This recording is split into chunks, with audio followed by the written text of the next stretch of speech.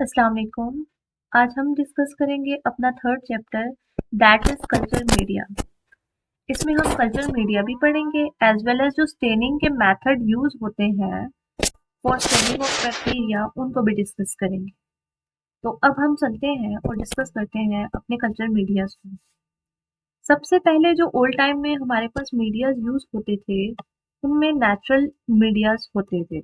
अब natural media का मतलब ये होता है कि आपके पास एग्जैक्ट आपको ना तो क्वांटिटी का पता होता है कि उसमें क्या कंपोनेंट्स हैं और उनकी वैल्यू क्या है या उनकी कितने अमाउंट ऑफ कंपोनेंट्स हैं, इस सब के बारे में हमें इंफॉर्मेशन नहीं होती। और उस मीडिया को हम कहते हैं नेचुरल मीडिया। अब ये मीडिया यूज क्यों होते हैं? ये मीडिया बेसिकली यूज होते हैं डिफरेंट माइक्रोब्स को आर्टिफिशियली ग्रो कराने के लिए, सो दैट हम उन पर डिफरेंट रिसर्च कर सकें, हम उन्हें स्टडी कर सकें, उनकी कॉलोनीज को स्टडी कर सकें, उन पर डिफरेंट मेडिसिन के इफेक्ट को देख सकें। तो ये जितने भी पर्पस हैं उनके लिए हमें बैक्टीरिया को बेसिकली या जो भी हमारा माइक्रोब है उसे ग्रो करवाना होता है। और उस ग्रो करवाने के लिए हम different types of media use करते हैं। अब हम देख लेते हैं कि हमारे पास ओल्ड टाइम में कौन से मीडियाज यूज होते थे और नाउ अब हम कौन कौन से मीडियाज यूज कर रहे हैं। अब एक हमारे पास आता है बीफ ब्रॉथ।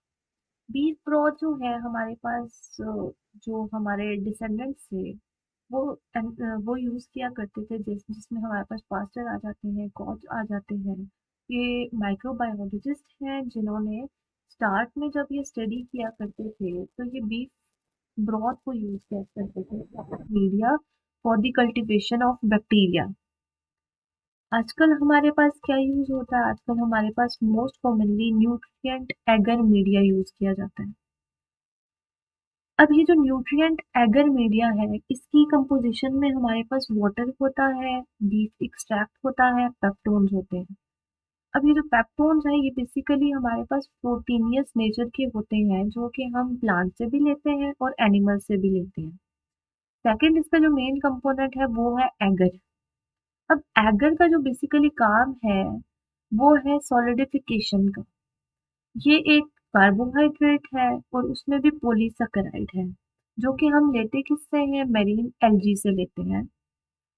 अब ये क्या करता है कि ये जो हमारा मीडिया है उसे सॉलिडिफाइड करता है और सो दैट उस पे इजीली हम बैक्टीरिया को ग्रो करवा सकें।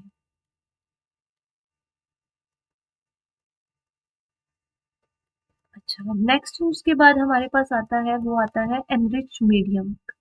एनरिच मीडियम की अगर हम बात करें तो कुछ बैक्टीरिया जो होते हैं जैसे फास्टिडियस बैक्टीरिया वो नॉर्मल ब्रॉथ मीडिया या न्यूट्रिएंट एगर मीडिया पर ग्रो नहीं कर सकते। उनके लिए ना हमें थोड़ी स्पेसिफिक कंडीशंस चाहिए होती हैं, उन्हें थोड़ा थोड़ी उनकी रिक्वायरमेंट थोड़ी चेंज होती है। और ऐसे बैक्टीरिया को ग्रो करवाने के लिए हम एनरिच मीडिया को यूज करते हैं। अब एनरिच मीडिया में हमारे पास दो आ जाते हैं, जिनमें हमारे पास ब्लड ब्लड एगर आ जाता है और चॉकलेट एगर आ जाता है। अब ब्लड एगर कैसे प्रिपेयर करते हैं? जो हमारा नॉर्मल न्यूट्रिएंट एगर है उसमें हम ब्लड ऐड कर देते हैं। अब जब हम उसमें ब्लड ऐड कर देते हैं तो वो ब्लड एगर बन जाता है। ये वाला जो ब्लड एगर है बेसिकली हम स्ट्रेप्टोकोकाई को ग्रो कराने के लिए यूज करते हैं। स्ट्रेप्टोकोकाई वही बैक्टीरिया है जिसका हमने प्रीवियसली डिस्कस किया था कि वो थ्रोट इन्फेक्शन और स्कारलेट फीवर वगैरह कॉज करता है। उसके बाद हमारे पास आ जाता है चॉकलेट एगर। अब चॉकलेट एगर कैसे प्रिपेयर करते हैं? इसमें हम ये करते हैं कि जो हमने ब्लड ऐड किया होता है एगर में, हम उसे अच्छी तरह हीट करते हैं। इतना हीट करते हैं सो दैट हमारे पास आरबीसीज की ब्रेकडाउन हो जाए और उससे हीमोग्लोबिन रिलीज हो जाए।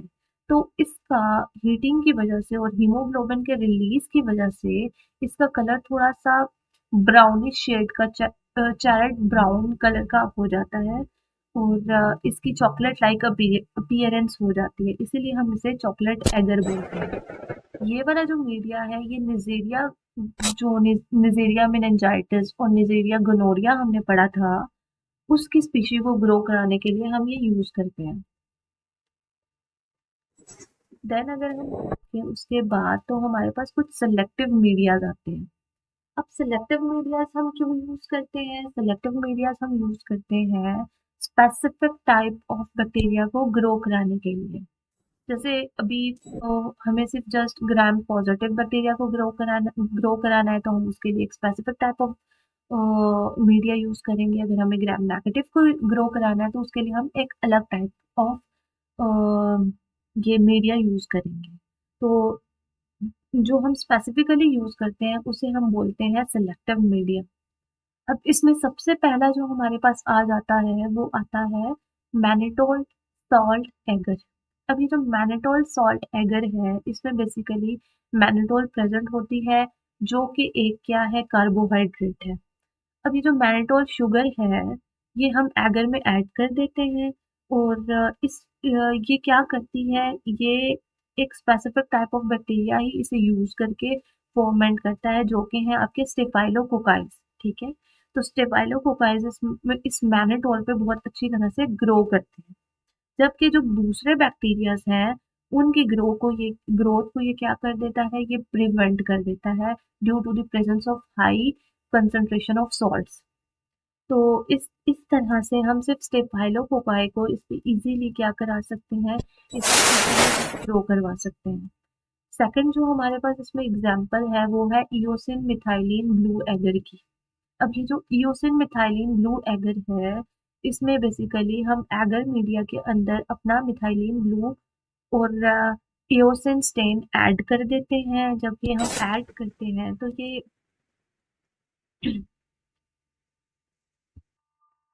ये जो इयोसिन है और मिथाइलिन ब्लू है ये ग्राम पॉजिटिव बैक्टीरिया की ग्रोथ को इनहिबिट करते हैं। और ये वाला जो मीडिया है हम बेसिकली ई कोलाई और ग्राम नेगेटिव बैक्टीरिया की ग्रोथ के लिए यूज करते हैं। अच्छा, उसके बाद हमारे पास आ जाते हैं डिफरेंशियल मीडियम्स। डिफरेंशियल मीडियम हमारे पास ऐसे टाइप ऑफ मीडियाज हैं जिन पर हम more than one type of bacterial colony को एक ही प्लेट पर ग्रो करवा सकते हैं। अब ग्रो कराने का मकसद क्या होता है, जो हमारे पास डिफरेंट टाइप्स ऑफ कॉलोनीज बनेंगी उनको आपस में कंपेयर करना और देखना कि किसकी कौन से टाइप ऑफ कॉलोनीज बनती हैं। ठीक है, तो इसमें हम कौन सा यूज करेंगे, इसमें हम यूज करते हैं मेकॉनकी एगर मीडिया। अब इसमें कॉनकी एगर जो है उसमें हमारे पास क्या होता है, हमारे पास उसमें हम उसमें जो न्यूट्रल रेड है और क्रिस्टल वॉयलेट स्टेन्स हैं वो दोनों ऐड कर देते हैं। उसके साथ साथ हम उसमें जो कार्बोहाइड्रेट लैक्टोज है वो भी हम ऐड कर देते हैं। अब जो सर्टेन जो बैक्टीरियाज हैं वो क्या करती हैं, उसी लैक्टोज को लेती हैं और उसे फर्मेंट करती हैं। और जो उस लैक्टोज को लेकर फर्मेंट करेंगी वो उनका कलर अपीयर हो जाएगा रेड। और जो बाकी की बैक्टीरिया होंगी जो लैक्टोज को फर्मेंट नहीं करती वो कलरलेस अपीयर हो जाएंगी। सो इन दिस वे हमारे पास डिफरेंट कलर्स की बेसिस पे हम डिफरेंट कॉलोनीज ऑफ बैक्टीरिया में इजीली डिफरेंशिएट कर सकते हैं। उसके बाद हम देख लेते हैं सिंथेटिक मीडिया को। सिंथेटिक मीडियाज हमारे पास वो मीडियाज हैं जिन्हें हम आर्टिफिशियली प्रिपेयर करते हैं और उनमें हमारे पास एग्जैक्ट कंसंट्रेशन भी हमें पता होती है और अमाउंट और हमें इंग्रेडिएंट की लिस्ट भी पता होती है। इसमें हमारे पास कौन कौन से कंपाउंड्स यूज किए जाते हैं इन मीडियम्स में, हमारे पास ग्लूकोज यूज किया जाता है, अमोनियम फॉस्फेट यूज किया जाता है, पोटेशियम फॉस्फेट, मैग्नीशियम सल्फेट और जो है सोडियम क्लोराइड यूज किया जाता है। जिसमें जो ग्लूकोज है वो तो सेल को as a sole as a source of energy provide करा है। जो अमोनियम ऑइंस है वो अमाइनो एसिड्स का जो है मेन कंपोनेंट है और न्यूक्लिक एसिड की फॉर्मेशन में रोल प्ले करते हैं। जो फॉस्फेट है वो डीएनए और आरएनए की सिंथेसिस में रोल प्ले करता है। जो सल्फर होता है मैग्नीशियम सल्फेट का वो एंजाइम की फॉर्मेशन में हेल्प आउट करता है। और जो सोडियम क्लोराइड है वो बेसिकली जो साइटोप्लाज्म है उन सेल्स का उसकी मेंटेनेंस के लिए रिस्पॉन्सिबल है। तो ये हमारे पास बेसिकली थे सिंथेटिक मीडियम्स, वो मीडियाज और उनकी जो कंपोजिशन है उसके बारे में। देन हमारे पास अब हम ये देखेंगे कि जो हमने मीडियाज, अब मीडिया हमने कोई भी मीडिया ले लिया, ठीक है। अब उस पर हम किस तरह से बैक्टीरिया को कल्चर कर सकते हैं। अब हम डिफरेंट कल्चर टेक्निक्स देखेंगे कि किस किस वे में हम बैक्टीरिया को कल्चर करते हैं, और फिर उन्हें हम स्टडी कर सकते हैं। तो बैक्टीरियल कल्चर बेसिकली क्या होता है कि हम माइक्रो ऑर्गेनिजम्स को लैब में ग्रो करवाना। अब उसमें सबसे पहले टर्म आ जाती है प्योर कल्चर की। प्योर कल्चर का मतलब होता है सिंगल सेल से एक पूरी ग्रुप ऑफ कॉलोनी को ग्रो करवाना। इसे और जब हम एक सिंगल सेल से पूरी पॉपुलेशन को ग्रो कराते हैं तो उसे हम कहते हैं प्योर कल्चर। अब ना प्योर कल्चर के कुछ मेथड्स हैं, कुछ टेक्निक्स हैं। उनमें से सबसे पहले जो टेक्निक्स है वो है हमारे पास स्ट्रीक प्लेट मेथड, जैसा कि आपको ये पिक्चर में शो हो रही है। अच्छा, ये जो अब हमारे पास ये जो स्ट्रीकिंग प्लेट मेथड है, इसमें हमें क्या-क्या चीज़ें क्या-क्या चीज़ें रिक्वायर्ड होती हैं। इसमें हमें एक स्ट्रीक प्लेट चाहिए होगी, हमें न्यूट्रिएंट एगर प्लेट चाहिए होगी, बंसन बर्नर चाहिए होगा, और बैक्टीरियोलॉजिकल लूप या इनोकुलेटिंग लूप जो होता है वो भी हमें चाहिए होगा। सबसे पहले तो हमारे पास कुछ कॉलोनीज़ जो बनी होंगी बैक्टीरिया की वो होनी चाहिए। अब उन कॉलोनीज़ में से भी हम जो ज़्यादा जो बिल्कुल सेपरेटेड और विजिबल होंगी कॉलोनीज़, उनको हम इनोकुलेटिंग लूप की मदद से लेंगे, और उसे हम अपने जो न्यूट्रिएंट एगर प्लेट है उस पर स्ट्रीक करेंगे, और स्ट्रीक करने के बाद हम उसे इंक्यूबेट करेंगे। इंक्यूबेट करने से हमारे पास फिर क्या हो जाएगा, जो भी हमारे पास सिंगल सेल था उसे हम पूरी बैक्टीरियल कॉलोनी को ग्रो करवा सकते हैं, ठीक है। तो सबसे पहला जो इसमें हमें चाहिए क्या होगा, हमें उसमें अपनी कॉलोनीज चाहिए होंगी, बैक्टीरियल की कॉलोनीज को, ठीक है। अच्छा, अब इसका हम प्रोसीजर देख लेते हैं। प्रोसीजर बहुत सिंपल ही है। सबसे पहले हमने न्यूट्रिएंट एगर को प्रिपेयर करना है। प्रिपेयर करने के बाद हमने उसे प्लेट में पोर करना है, और हमने उसे सॉलिडिफाइड होने देना है। जब वो सॉलिडिफाइड हो जाएगा उसके बाद हम क्या करेंगे कि हम अपनी एगर प्लेट लेंगे, और हम लेंगे इनोकुलेटिंग लूप। अब इनोकुलेटिंग लूप को सबसे पहले बंसन बर्नर पे हम स्टीराइल करेंगे। स्टीराइल करने के बाद उसे 3 to 5 सेकंड के लिए कूल होने देंगे।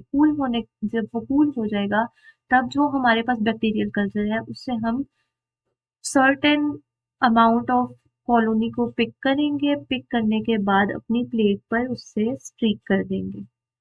इसी तरह हम सेम प्रोसीजर को फॉलो करेंगे, और हम 90 डिग्री के एंगल पर हम काफ़ी सारी स्ट्रीकिंग करेंगे। उसके बाद हम एगर प्लेट को पूरी तरह से कवर कर लेंगे। कवर करने के बाद हमने क्या करना है, उसे 37 डिग्री सेंटीग्रेड पर इंक्यूबेट करना है फॉर 24 to 42 आवर्स। जब वो हो जाएगा तो हमारे पास हमारी बैक्टीरिया का प्योर कल्चर आ जाएगा। जो सेकंड मेथड है वो है हमारे पास पोर प्लेट टेक्निक। अब ये जो पोर प्लेट टेक्निक है ये बेसिकली हम इसलिए करते हैं सो दैट हमें पता चल सके कि हमारा जो कल्चर है, ये जो स्पेसिमेन है उसमें कितने माइक्रोब्स पर एमएल या कितने माइक्रोब्स पर ग्राम प्रेजेंट होते हैं। ये बेसिकली जो बैक्टीरियल कंटामिनेशन है उसको स्टडी करने के लिए ये वाला मेथड यूज किया जाता है, जिसमें हम सैंपल ले लेते हैं। उसे अब हम सबसे पहले क्या करेंगे, हम अपनी पेट्री प्लेट ले लेंगे, उसमें हम अपना जो भी सैंपल है उसे पोर कर देंगे। पोर करने के बाद हमने जो हमारा मीडिया है, ठीक है, जो मीडिया है हम उसे पोर करेंगे और उसे सॉलिडिफाइड होने देंगे। जब वो सॉलिडिफाइड हो जाएगा हम उसे कवर कर लेंगे, और उसे देन फिर हम इंक्यूबेट करेंगे। इंक्यूबेट करने के बाद फिर हमने उसे कॉलोनी काउंटर पे उसकी कॉलोनीज को मेजर करना होगा, और जो इसका कॉलोनी फॉर्मिंग यूनिट है वो पर प्लेट आता है 30 to 300 कॉलोनीज पर प्लेट। तो ये भी एक हमारे पास टेक्निक है जो कि हम यूज करते हैं बैक्टीरियल कंटेमिनेशन को स्टडी करने के लिए। अब इसका डिसएडवांटेज क्या है इस बोर प्लेट मेथड का? इसका जो डिसएडवांटेज है मेन वो यही है कि हमारे पास जो कॉलोनीज होती हैं जब हम इस मेथड से प्रिपेयर करते हैं तो वो धंस जाती हैं, इम्बेड हो जाती हैं उस एगर मीडिया के अंदर। तो वो प्रॉपरली ना ग्रो नहीं कर सक रही होती। इसलिए हमारे पास स्मॉलर साइज की कॉलोनी बनती हैं। और जब स्मॉलर साइज की कॉलोनीज बनती हैं तो उन्हें स्टडी करना थोड़ा सा मुश्किल हो जाता है। और सेकेंडली इसका ये ड्रॉबैक है कि जो ऑब्लिगेट एरोब्स हैं वो इस तरह से प्रॉपरली ग्रो अप बिल्कुल नहीं कर सकते। अब जो हमारे पास थर्ड टेक्निक हमारे पास है स्प्रेड प्लेट मेथड की। अब इसमें हमने क्या करना है, इसमें हमने अपनी हमने एक पेट्री प्लेट ले ली, उसमें अपने मीडिया को डाल के सॉलिडिफाइड कर दिया। सॉलिडिफाइड करने के बाद हमने इनोकुलेटिंग लूप की मदद से बैक्टीरियल कॉलोनी को लेना है और हमने उसे पूरी तरह से प्लेट पे स्प्रेड कर देना है। अब ये जो स्प्रेड कर देंगे उससे हम उसके बाद वही प्रोसीजर करेंगे कि हम उसे इंक्यूबेट करेंगे। अच्छा, इसमें भी हमारे पास क्या ड्रॉबैक है? इसमें भी ड्रॉबैक है कि हमारे पास स्मॉल अमाउंट ऑफ स्पेसिमेन होता है, उससे हमें पूरे जो है एगर प्लेट उस पे करना होता है स्प्रेड।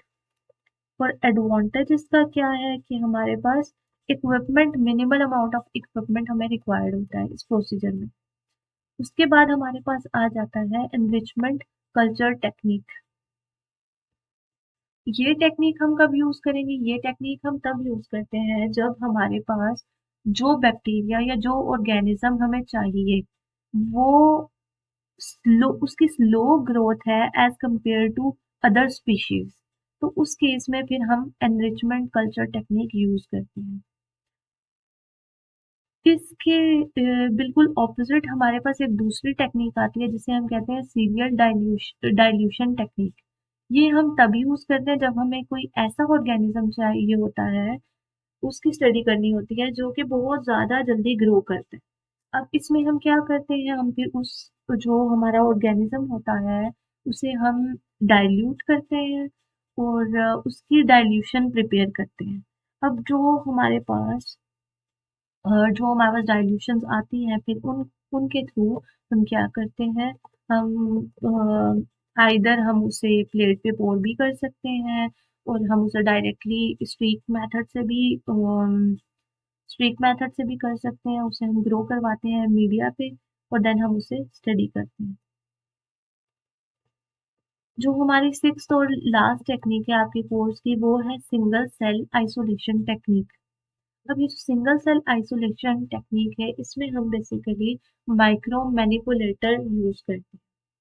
अब इसमें क्या होता है, सबसे पहले आपने एक सेल सस्पेंशन को प्रिपेयर करना होता है। सेल सस्पेंशन प्रिपेयर करने के बाद हम उसे स्टेन करते हैं।